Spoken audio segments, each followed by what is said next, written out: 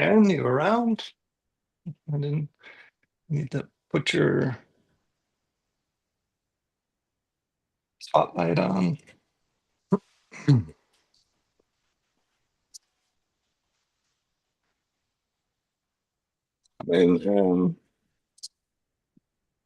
And you around? I didn't need to put your spotlight on.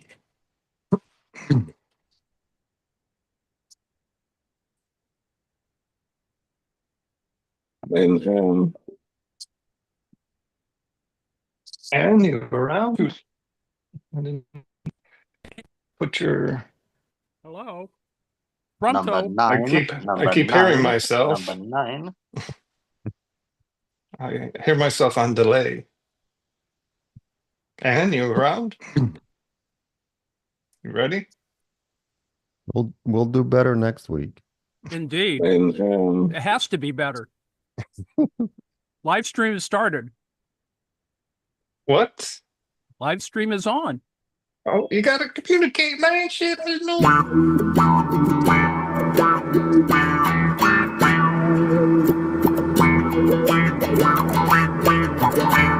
This is actually the best start ever. What the hell? Where'd it go?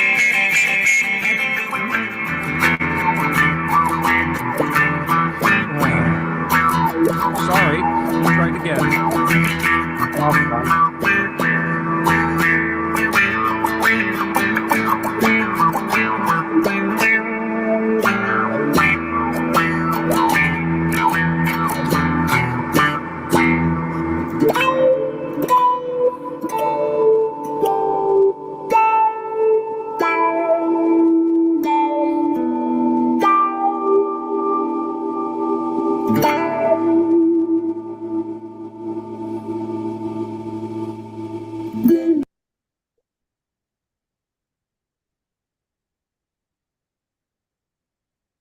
There's not Hey a there. damn thing that indicates that we are going live at all. It's on my What? end. It says it. Says live. All right. Are we not on? Bienvenidos. Buenos noches. It says YouTube on my end. Are we all okay? Well, Production conflict. Production Me llamo Somebody, Jose en somebody boot up the Noruega. YouTube and see what's exactly happening. Me llamo Jose en Noruega. Me gustaría desearle un feliz cumpleaños a los Estados Unidos de América del Norte. What are you talking about, Joe? You're in Norway. Yeah, I am so confused after all these trips. My goodness. Good evening. Welcome. My name is Joe in Norway. I just wanted to wish the United States of North America a happy birthday, 249 years. Evening, Anne. Hey there. Hey, this is Happy, Anne Lee, a retired college professor and a community member of the Daily Coast. They're a member of the National Council of Independent Scholars and is a contributor to the book, The Political Economy of Art, Making the Nation of Culture. Oh, you're muted now. What the hell is going on, man? We lost Anne. The feds have been rumbled. We got no. Are you spotlighted? I can't hear you. It'd be funny if can't I knew hear- it was miming and just fucking with us. All right, work on your audio, Anne, and I'll let people know. Everything look good on my end, Lane? Well, Everybody? A bit phallic, but I good all over. I mean, but that's just get your mind out of gutter, for Christ's sakes. Stop putting it there. So basically, I thought with the United States engaging in indiscriminate wars continuously. This time, Iran that subsided. I didn't have a chance to go through all of the different dishes, Iranian dishes. I was going to make a koresh sabzi, which is a stewed herbs and greens. It's a shit ton of parsley and other wild greens. But the free parsley, I got a shopping bag full of free parsley almost 2 weeks ago, but it's all gone a little bit off. So Mm. I think we'll have to do something a little different. Which Testing 1, 2, 3. oh, there we go. You're back. You got it. Sorry. This we'll do better next week. We always will do Anyways, better. you've seen a variation of this dish because I make it several times a week, in fact. But um, since the genocide began, I made it a couple times, I believe. This is this is the Iranian version of the Palestinian farmer's salad, which is salat falahiyah. But this one in Persian is salad Shirazi from the Shiraz region in southern Iran. It's essentially this is like the classic Middle Eastern fresh salad of primarily tomato, cucumber, and some allium onion or uh, spring onions or whatnot. Um, with the the Persian salad, you add the addition of fresh or dried mint. So we'll just crumble that in there as opposed to fresh mint. And the acid is going to be coming from the pomegranate seeds. You could use pomegranate syrup if you had. I ran out. I don't have any. That'll boost up the tang, and you can use lemon or lime, or traditionally the acidic component comes from verjuice, which is a raw grape juice, which is non-alcoholic. I've got some parsley I managed to save from the bag. We've got Walter's favorite here, coriander, otherwise known as cilantro. And we're gonna douse it with plenty of olive oil. I'll dice all of these up finely, or not finely, but in a nice little dice, and squeeze some pomegranate seeds. Sprinkle some pomegranate seeds in there. Squeeze of lime. Crumple up some mint, salt and pepper, and that's it. Oh, maybe some sumac if I can find out where I put it in storage. We should have some sumac there. That'll also give it a little more zing. Nice. I'm hungry And again. this might not take me very long, so depending on how much you've got to yammer on about, I've got some night owls here that might be requiring some fried rice or something. So Cool. maybe go outside and fry some rice. Excellent. Well, been a busy week. Another busy week. Oh, with the awful It's unrelenting. big bastardly bill got passed, and of course, people got co-opted, bought off. There was at least the hint that some quasi-libertarian members of the GOP would hold to their guns, but they got co-opted, and so ultimately 5% of the U.S. population is going to be kicked off medical care or support for their health care, amidst all kinds of other things. It is just horrible. Some of these things are not going to come into place until the midterm election. So there's all of that. That's people might not notice it. But considering that the economy is not so much going into the dumper, but clearly there are problems. And nothing, with all due respect, nothing is improving. Terms of trade are screwed up. The tariffs are, there's a lot of disinformation about tariffs, actually, at the present moment. Other distractions have occurred, none the least of which is more capitulation by Trump to Putin. Needless to say, the war in Israel/Gaza continues. It's case, not up at all. I suppose you could say there's a ceasefire between Israel and Iran that is holding. That's, depends on how you want to think about it, considering that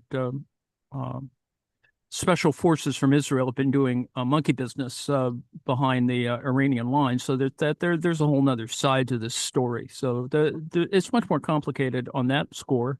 Needless to So say, it's been US that's been ongoing since the initiation of hostilities. Oh yeah. And very little of it is reported on, of course, and of course the Israelis have rules against talking about such things. It's treasonous to mention such matters. I mean, it's a violation of national security to start talking about it. Hence, the whole thing about journalists that is fairly consistent, and of course, the numbers of dead journalists is awesome in its entirety, and so that's gone on. Ukraine continues doing what Ukraine does. Massive amounts of Russian drones have been sent, a fair number in the last couple of days. And the Ukrainians are trying to hit back. They've hit strategic targets in pretty far locations. They have a new long-range 1,000-kilometer drone that they actually tried out, which attacked I think a drone factory way, way far, as I said, over 1,000 kilometers into Russia. So that's going on. The war continues at its current pace, and apparently the Russians their summer offensive, while it moves along, they get a few kilometers a day. That's all they're getting. That's all they've gotten since the last great offensive. So. And then they did some disinformation this week, claiming that they had seized all of Luhansk, that is the Luhansk oblast, and that's not true. But they've been doing a substantive amount of disinformation. Trump whined that he hadn't made any progress with Putin in terms of trying to get back to a actual ceasefire and a some sort of agreement. There was some agreement, tacit agreement about something meeting, an upcoming meeting in Istanbul, but needless to say, Trump didn't have very good news on that score, not even good disinformation. So that seems a little weird, but he was more interested in celebrating the incredible loss of support for all kinds of things. So the reality is that not much legislation really goes on. There is this tendency to construct very large sort of omnibus budget bills that have all kinds of stuff in it, some of which is the underlying agenda of Project 2025. And so finally, some people got what they wanted. That is, complete defunding of various things in the United States, including public television. The Pentagon? What? Was on the Pentagon. Was that on there? Well, there wasn't was sure. going to be increase in funds. Oh. It's not so much the decrease in funds at the Pentagon, more like killing PBS or funds for PBS, which does actually have an effect. In my own state, we lost a PBS channel for that very reason, because of the funds cut back. But Planned Parenthood is going to be defunded along those same lines. Other things are happening. They all have killing off support for healthcare for particularly they're going to gloat about this, but ultimately they're going to nail ACA and a bunch of other things. There's a lot of bureaucracy involved in this, but the wish list, the GOP wish list, has been sort of fulfilled with all the usual claims, and the claim that it's better for the economy. Now, it will be better for the economy, with all due respect, when they create new fictive health insurance fly-by-night operations to replace the loss of actual healthcare, supported healthcare. And so you're going to see a lot of fly-by-night healthcare, which has been ongoing for decades. That is the idea of the so-called doc in the box, these sort of urgent care centers that are not too different. In fact, they're usually a kitty corner to your fast food places if you live near strip malls. So there's going to be a lot more of that. And so some people won't die, even though 14 million may die from the total elimination of USAID agency. And it the wish list for the right wing has been pretty much fulfilled. And lots of gloating, lots of ball spiking, even though the vote was like 4 votes, I think. There's a 4-vote margin. Needless to say, other terrible things are happening. And without sounding like a doom scroller, I mean, look on the bright side. The, attempts to support immigration and customs enforcement has now a budget larger than all of the other enforcement agencies combined, and is a larger fund than the entire defense budget of Israel. So I suggested this past week that, maybe ICE should have some nuclear weapons, since they're now supported by more money than the Israelis use to support their defense budget. Needless to say, that's sardonic, tongue-in-cheek, etc. But it does show you that they're going to be scooping up more people, mainly because people have been trying to enforce pretty false quotas about trying to get actual criminals as opposed to taco vendors and casual laborers and actual American citizens. Last night, several people were, because fortunately some people try and track this on social media, some people were whisked off to Senegal, of all places. So that's happening. In other words, ICE flights are going all kinds of places, and stupid activity is occurring. And aside from, some people got released. I mean,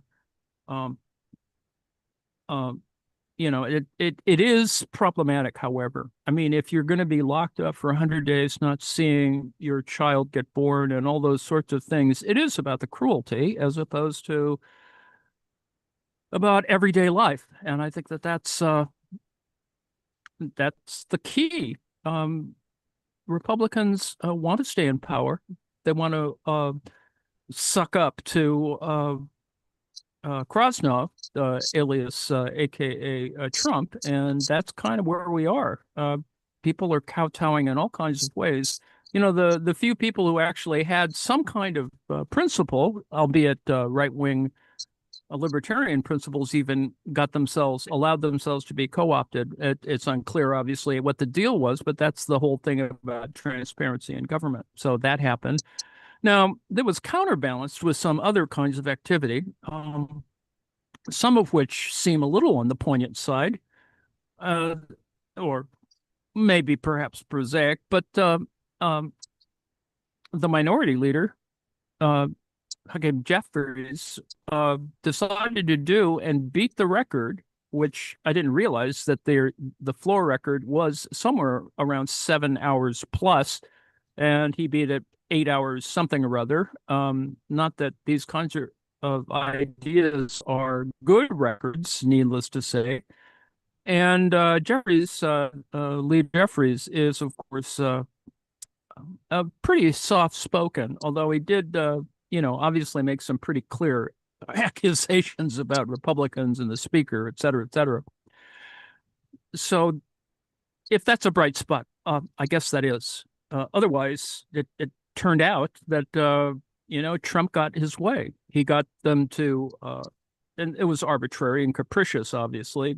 The budget got approved in time for Trump to sign it into law in Iowa, or no, he signed it into law in D.C., but he managed to make all kinds of other claims that were just lies in Iowa in a speech. So he got all that he wanted, a little opportunity to continue to lie and lie in a state that really needs a lot of help. All kinds of strange things are happening in Iowa politics that kind of offset the weirdness. But I don't know. We are in a very bad way.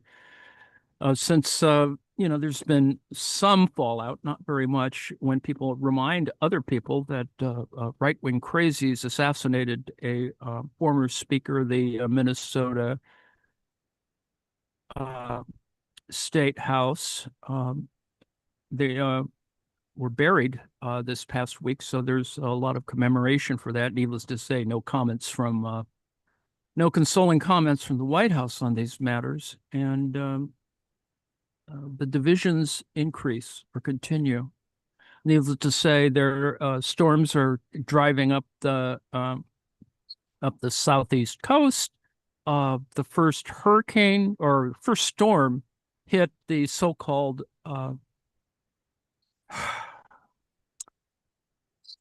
Alcatraz of the Alcatraz of Florida. They showed surveillance pictures that showed that it got flooded during the it's a storm, but Is this alligator if the Auschwitz storm is going to flood it referring now, to? yeah, alligator Auschwitz. As some people refer to it as alligator Auschwitz, as opposed to what a wag in Florida called alligator Alcatraz. They just like the image of that, the idea that if you try to escape, that you would get eaten by pythons and alligators in the nearly 360-degree moat that is around the facility. It's a tent facility, which covers cages, chain link fence cages with facilities that I guess are 25 to 50 beds and bunk beds, etc. And the flood that came in, well, I guess you wouldn't get wet in bed, but it was there. It came through. You can see that. It's on social media, the water coming through. Needless to say, we'll probably have outbreaks of malaria and all kinds of other crazy stuff. And now, the point of doing this little bit of stuntery, as it were, is to try to convince people to be so frightened that they will, quote unquote, self-deport. Now, what's also interesting is there's so many people who are in this country, have been in this country illegally for decades. And because they're sort of easy targets, the ICE has run around and captured them.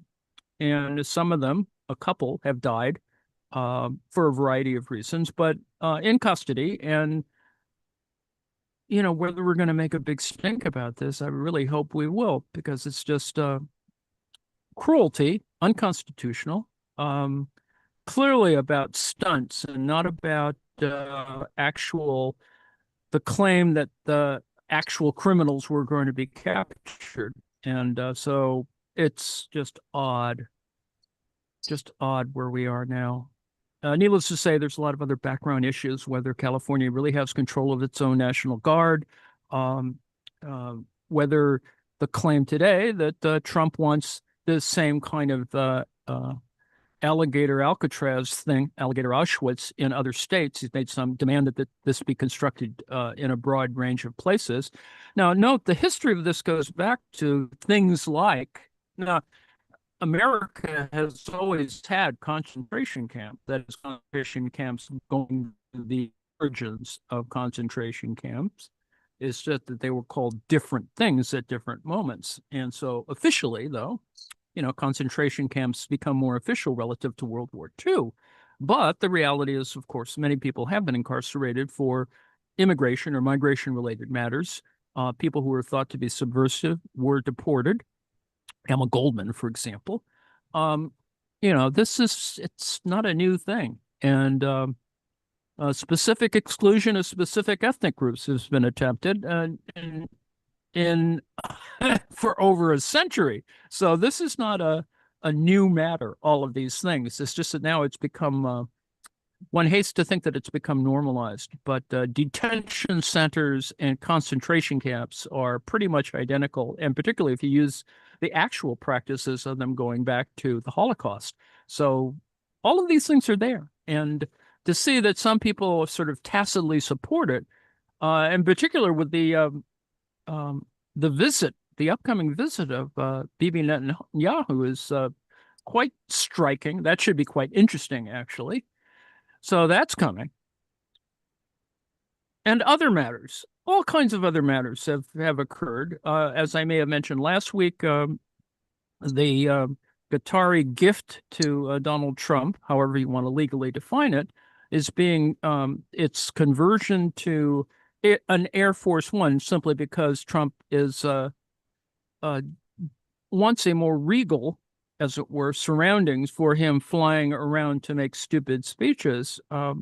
And they want to convert a former royal family 747-8 jumbo jet to become Air Force One. The fact is, it's sitting, I think, in San Antonio, and it's going to be, the cost of conversion is somewhere between $1 and $2 billion, and the funds are going to come out of money that has been allocated, which you may think is actually a good thing. That is money allocated to replace, as a new Sentinel system that's going to replace all Minuteman III launch vehicles for our land-based nuclear weapons. So some of that $2 billion is coming out of that fund. So on the other hand, it doesn't sort of affect much as because that has been scheduled, and it's sort of being taken out of the sort of procurement schedule, and I don't think it's going to shortchange our nuclear umbrella. And I don't want to go into a long comment about how the so-called Golden Dome is just an absurdity. Considering that Iron Dome isn't really helping the Israelis that much relative to Iranian missiles, that is in the initial set of responses by Iran to Israel, which are relatively controlled. The Iranians actually were pretty accurate, and missile defense the air defense is not as good as one thinks for the Israelis, simply because the Iranians have been building missiles for decades, and in particular, ballistic missiles of a variety, a wide variety, with all due respect. Fortunately, they haven't been exporting many of those. They export all kinds of other stuff, but that's happened as well. Needless to say, Shahed drones are kind of everywhere, become somewhat ubiquitous in their delta-shaped wings and all over the place. So that's also happening as well, whether it's Ukraine or not. In Ukrainian news, there are other kinds of strange things that have happened, sabotage of railway trains, the calling up or taking out of mothballs tanks, really old tanks, and the continuing construction of all kinds of stuff, whether it's refusals to give back children stolen, and attacking new targets. The last major wave was pretty complete. They attacked, they sent about 300 or 400 drones, missiles, pretty much hitting a wide swath of Ukrainian targets. So it's on the one hand, seems intense. On the other hand, the Ukrainians have done their best in terms of missile defense and have done occasional things that cause trouble. And yes, it is problematic and unethical relative to, as it were, decapitation or the killing of high-ranking military personnel, but a a sort of continuous stream of Russians have been assassinated by the Secret Service for Special Forces of Ukraine, aside from the fact that the Russian economy is really having trouble. Needless to say, somebody jumped out a window or was pushed, however you want to think about it, just today or yesterday. Another high-ranking commercial executive somehow jumped out a window. So that's happening. And the world continues. Sadly, in American politics, the same kind of frick and frack sort of routine has been done by Susan Collins and Lisa Murkowski, the two senators who occasionally trade off in which moderate vote they're going to present. And needless to say, and I did make fun of it last week, the idea that Lisa Murkowski gave up her no vote to support the movement of the big ugly bill to the House because she was talking about supporting her state. Now, the things that she wanted to support, and of course the more extreme example, aside from a whole bunch of other things, was the fact that she was going to increase the tax deduction for whaling captains, indigenous whaling captains, which doesn't get mentioned enough, but this is it's giving them a bigger tax deduction for the work that they have to do for indigenous whale hunting, which essentially is sustenance. But with all due respect, it doesn't cover, if you look at it in the case of, I think it's Washington, the state of Washington, or is it Oregon? But anyway, the hunting, the legal indigenous hunting of whales is not necessarily sustenance, but is in fact, in some cases, simply symbolic and cultural. And in fact, they could stop doing that if they wanted to. So supporting it is probably not the best idea. Not that you're supposed to, culturally speaking, displace a important idea or concept, but it does seem to me that culture does need to change with the times. With all cultures suck, particularly since at some points. And this was definitely not helpful. And this is not vegan, that's for sure. But it's damaging the environment, and there's no excuse for it in the 21st century. This is totally vegan, I promise. Yeah, I'm talking about the whales, of course. Just the whaling, it makes one's blood boil, considering the workarounds or bypass of regulations that have occurred. And then, of course, there's opposition by a variety of environmental groups. But that still hasn't delivered the desired effect, particularly in countries where whale meat is a commodity, a very pricey commodity with respect. And so that's another issue. And one that is problematic because, our allies do this stuff. And it's just crazy stuff. I think Joe's country has got some whaling interests, as I recall. Norway. I've been keeping quiet. Anyway, don't get your blood boiled. That's not vegan either. Oh, no, this is true. But it does indicate, how complex the cultural questions are. But some people sort of need to give up these awful things like driving whales into a bay and then slaughtering them. It just, I think we're in the 21st century. Some things can stop. The Japanese do that, and then The Cove, that documentary movie, they get dolphins trapped in it, and they slaughter them. And they pretend like they're not. They put them in markets, but they don't even say what they're actually are. They use a different animal name. I recall tuna fish cans that were labeled dolphin free. That talk about greenwashing or whatever. It's just amazing to me.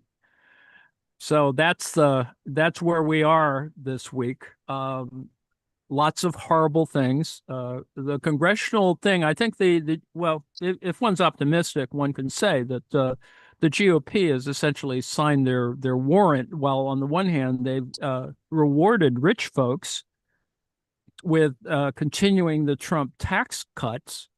On On the other hand, they haven't done themselves any favors relative to the 2026 election. On the other hand, there's corruption all over the damn place, and I'm just hoping that this will get corrected one way or the other. But you know, it's getting a little problematic when people lose their health care, are being placed in a you could argue, and I'm not going to argue that it is more of a you know, a capitalist free market for healthcare in that sense, but it's not truly a free market. It is one that you're just going to see people bombarded with new products, quote unquote, insurance products that will be, with all due respect, substandard, not fully subsidized, and will continue to marginalize care, which is what we've done for years. That is copays, as I said, doc in the box, the whole kind of proliferation of commodity-oriented medicine, and without going to all the usual numbers about America lagging behind in healthcare, et cetera, et cetera. And then, you know, there's going to be mortality conditions that have been affected by this. On the other hand, there are people who believe in a kind of, you know, the cruelty is the point for some people.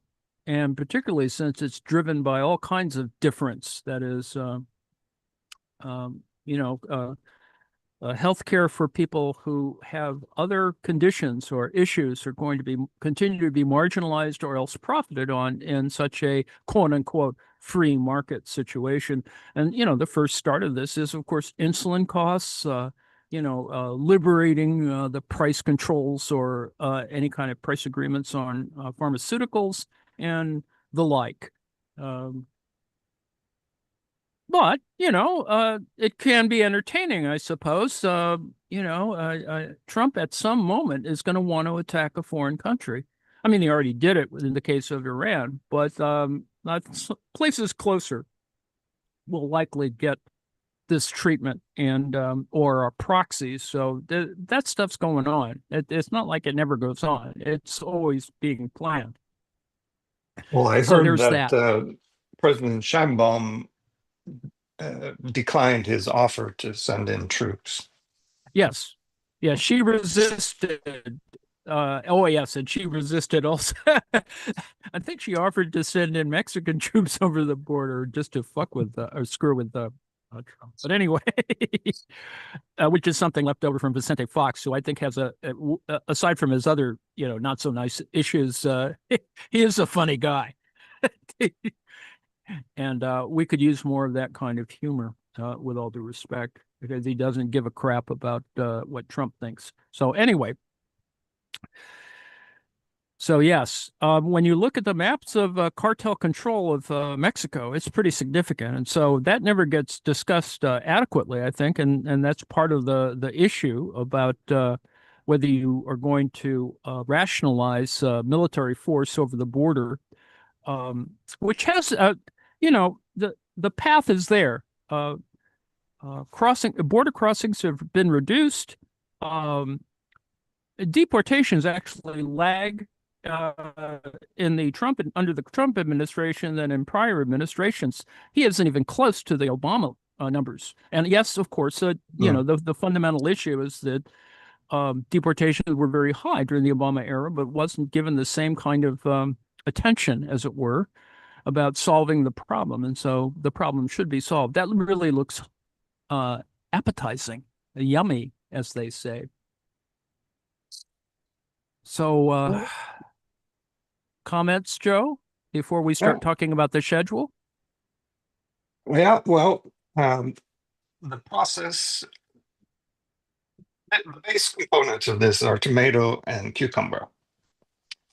If you happen to be so unfortunate as to be in the United States with those more melon type cucumbers, the ones with the hard green skin and the massive seeds, what you're going to want to do is hollow that sucker out, shave off the outside, or at least shave off, I don't know, 80-60% of that almost gourd-like external armor. Well, If you they can were. get a hold of Japanese cucumbers, Persian cucumbers, Egyptian cucumbers, Turkish cucumber, any kind Or, of well, even the long hydroponic beauties. Oh, yeah, cucumbers. yeah. With the tiny seeds, then you can cut up everything. But you just dice these up. First, do your cucumbers, salt them liberally, toss them with the salt, and then you can cut onion first, cucumber, and then do your tomatoes. Because the once the salt hits the tomatoes, it'll leave you this juice real quick. So do it in that order. Your cucumber, onion first, then tomato, then your herbs, and season with salt, pepper, anything from pomegranate syrup, pomegranate juice to lime juice, lemon juice, vinegar, verjuice, which is a non-alcoholic raw grape juice. You can put fresh mint, dried mint, like I have done here, coriander, cilantro, parsley, and liberally dose it with nice olive oil, salt and pepper, and you're good to go. Excellent. It's probably one of the most refreshing salads that you can make yourself. It's always it's lovely. It maintains its crunch, and it goes with so many different foods. Highly recommend it. Excellent. I'm hungry again. Well, we're getting close to yakking about our schedule. I may actually show something tonight, but before that, let's speak with John if he's there. John, are you there to talk about Night Gallery? I'm not here, but let me go get me. Other Yeah. things that are going to happen. I don't know if Lane wants to talk about what he's going to do on Sunday. Yes, But so go ahead. oh yeah, tonight on Night Gallery, we have Rod Serling's favorite episode of the Night Gallery. It was nominated for an Emmy for Outstanding Drama, and it stars William Wyndham, Diane Baker, Bert Convy, and yes, John Randolph. So very strong cast. Yes. And very strong writing. So don't miss that. And then on Sunday at 4 p.m. Eastern Time, we have Star Trek The Next Generation. It is called The Dauphin. And it is Dauphine? about a Dauphine. Okay. Whatever. And it's about a young woman who comes aboard the Enterprise who is who is apparently the heir to a throne, and she is being escorted by a minder, and Wesley Crusher gets a crush on her, and so to speak. So to speak. And the minder is not too pleased, so we'll see what Indeed. happens. He doesn't soil his sweater, does he? Well, we'll have to see. Have to wait and I don't see. know. At one moment, he should have pooped his pants, whatever. But yes. No spoilers. No spoilers. This is, I would assert, one of the episodes that I raises the negatives on Wesley. Oh, does it? Well, to me, it does. Okay. Well, we'll see. I don't remember exactly how he comports himself, but it'll be interesting. Well, I go ahead. I do have something to read. Oh, please. Susanna pointed this out. This is an official email that I got from the Social Security Administration. Oh, my. The Social Security Administration, SSA, is celebrating the passage of the One Big Beautiful Bill, a landmark piece of legislation that delivers long-awaited tax relief to millions of older Americans. Huh. The bill ensures that 90% of Social Security beneficiaries will no longer pay federal income taxes on their benefits. I'm questioning that statistic. Providing social media says it's a lie, but anyway, carry on. Yeah, it's a lie. Providing meaningful and immediate relief to seniors who have spent a lifetime contributing to our nation's economy. So Trump had promised that he would get rid of taxation on Social Security benefits, which I support. But instead, what he's done is increased the standard deduction for people over the age of 65 and older, which will reduce their Social Security taxation to some degree. But it depends, of course, what your income is and other factors. So he didn't live up to his promise of eliminating Social Security taxes, which he could have done. And he could have solved the whole Social Security shortfall issue, which this will exacerbate, by eliminating the cap on Social Security payroll taxes, so that people making over $180,000 a year don't stop paying Social Security on income above that level. That would solve the problem. But of course, the Republicans won't do that. They want to cut benefits and means test Social Security, ultimately trying to destroy it. Yep. This is a plan that has existed for time immemorial, at least for some of us, for our lifetimes. It's this whole issue of the post-depression welfare state, or however you want to think about it. And as Susanna is pointing out, Social Security tax relief, this additional deduction that people over 65 are going to get, only lasts until 2028 when Trump leaves office. All the other tax breaks for businesses and so forth, those are extended for permanently. Are you reading from The Onion, John? No, this is the real deal. Well, what do you mean when he says he's going to leave? That seems really fantastical. Oh, well, I'm true. trying to remain an optimist, John. Well, my optimism is that he'll die before then. Well, yeah. Well, there's that. There are a lot of people who wish that. Would that intercessory prayer actually worked? Anyway.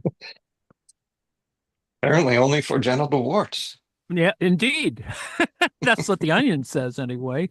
So after Night Gallery, the slot has come open, so I may show the 1971 pseudo-documentary film Punishment Park, since it's available.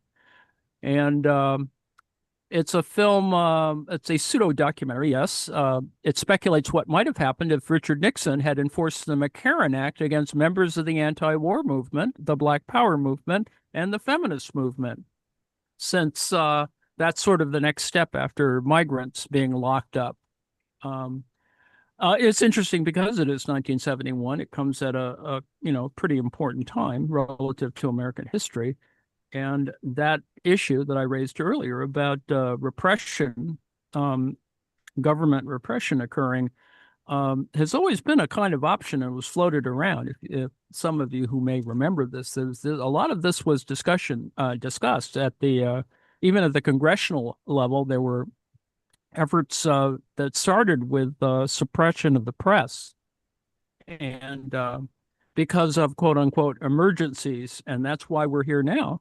Is that claims of emergency have necessitated this? Well, in fact, there was no emergency, and people still have been sent for 100 days or so outside the country with no parent at all. So, anyway, I'm going to show it's 88 minutes. It's sort of a historical document, and needless to say, doesn't get very much play. And we may have even played it here at some moment in time. So there was that. I can't recall if we have, since we've been doing this for a while. So there's that. In the case of weekly marks, since the class unity thing on the war economy has ended.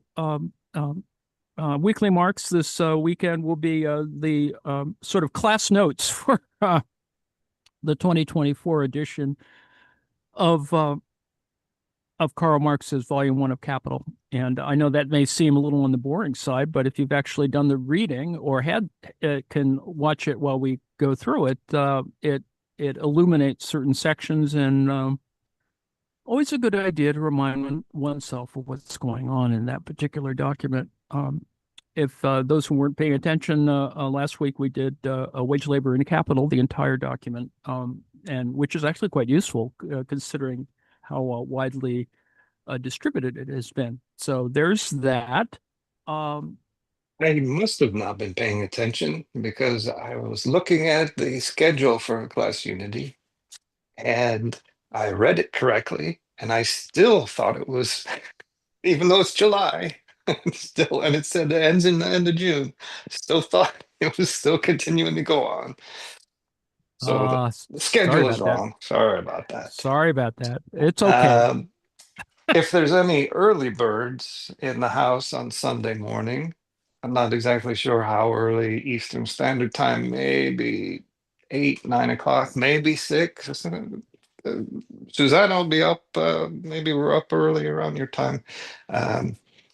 We're planning to do, weather permitting, a mountain hike up along the fjord here. We have a beautiful fjord with a confluence of 3 fjords, actually.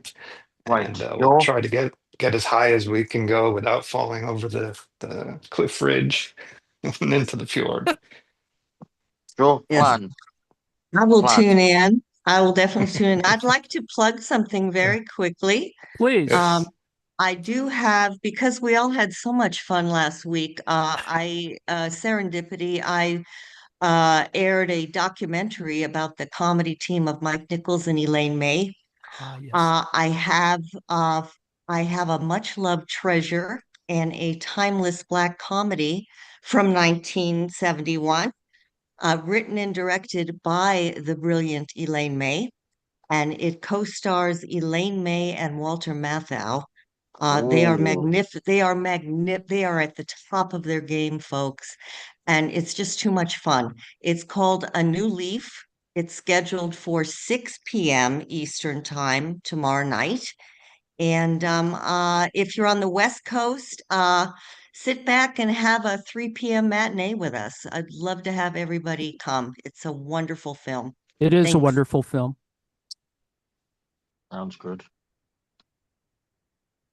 Yeah, these are classic films and are really wonderful. Elaine, you're there, so could you tell us what's going to go on after Star Trek on Sunday? Beach Boys again, but this time not just Brian Wilson, the actual Beach Boys. There's a great documentary, I think it's from 2012-ish. I'm going to show that. It's good. Just to cap that off, and then it'll be, with the help of Travis next week, hopefully we'll be watching the Sly Lives documentary series. Excellent. So I have that, I just can't stream it, and he's got means. All right.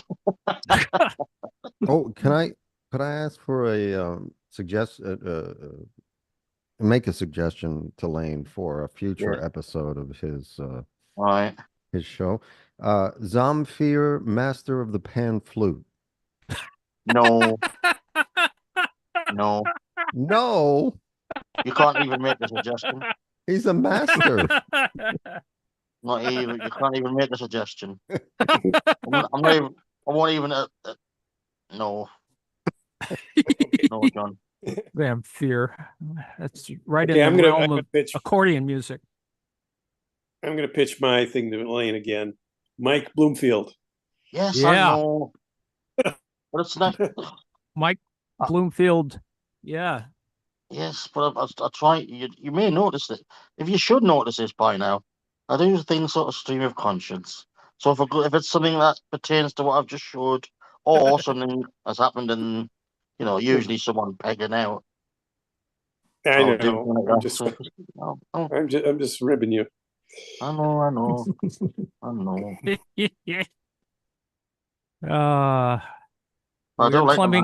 We're close to the end. Thank God. We will do better next week. Do you just mean the show? That too. Giant meteor. There's something So- coming through the, you know, Is that a space. prediction? I don't know. Giant meteor may be early. It's coming through pretty rapid too. But Yeah, there's anyway, a new one, isn't there? See you all Yeah. next week. all right. Bye. Bye.